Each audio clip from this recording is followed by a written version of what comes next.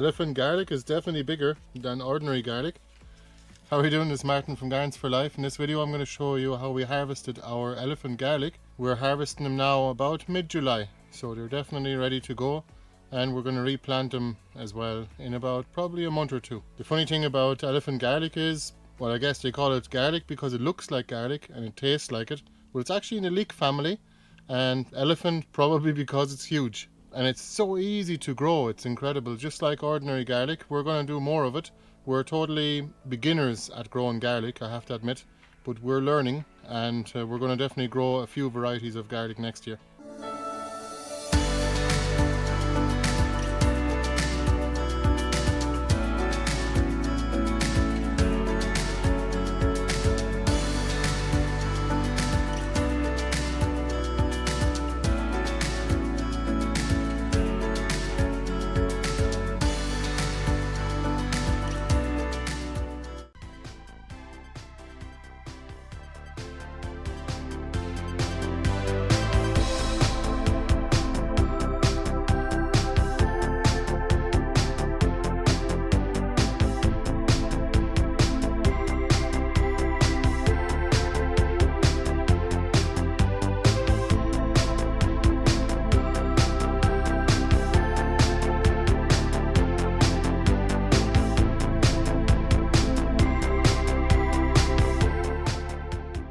In fairness, we did pretty well. We had just one bed of elephant garlic this year, and it was about 6 meters long and maybe about 75 centimeters wide.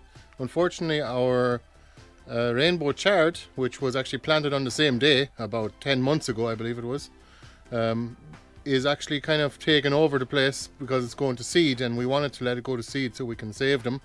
Unfortunately, it kind of covered half of our garlic plants, so some of them didn't grow quite that big. But check it out, we got basically a full crate of garlic bulbs with the stalks, of course, and I'm really happy with that. I'd say we probably planted about 50 plants here, and we got 50 bulbs out of it, with lots of little bulblets on the bottom, and maybe about 6 cloves per plant. That's usually the average. You can see some of them didn't grow quite that big, but they'll do well next year. You can plant garlic from September all the way through to April, but just remember to plant them before the frost, basically before December, in order to get them to split, in order for the actual clove to split into individual cloves for next year. Otherwise you're going to get one single big clove of garlic in each plant. This is mid-August now, and we might as well actually plant these in the ground again. I'm not too sure exactly what time of year you're supposed to plant them, but I can imagine if you give them an extra month at the end of the growing season, you're probably better off.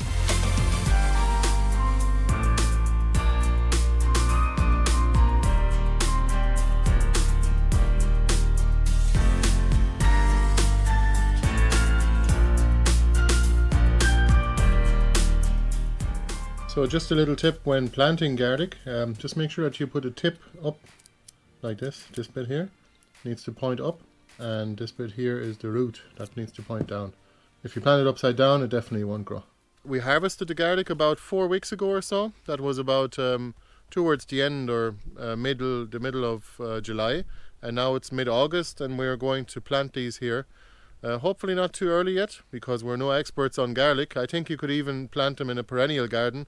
We're definitely going to try that this year, and actually just leave them there permanently in one spot. Let's see what happens. We probably get one giant garlic plant. Just push it down into the ground enough so that it'll be safe enough for the winter. It'll come back up next year once it's growing bigger. It'll actually push itself up.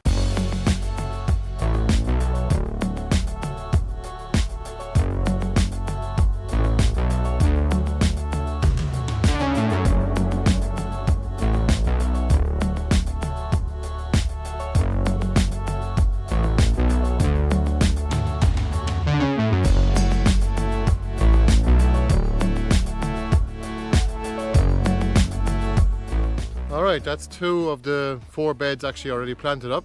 So as you can see, we might actually, oh wait, there's a few more here. We might give this a raking over just to hide them away a little bit. I guess the birds might actually attempt to pick them up, and they'll probably pull them out of the ground as they do with onion sets. But that's pretty good. About half of it went on those 2 beds, so I guess 2 more beds to go. Yep, it's finished. Good man, you've already spread them over here. Okay. But some of it is left. Yeah, there's a good few in one. Yeah, we need to space them out a little bit and then we'll plant them. Alright, let's get to it.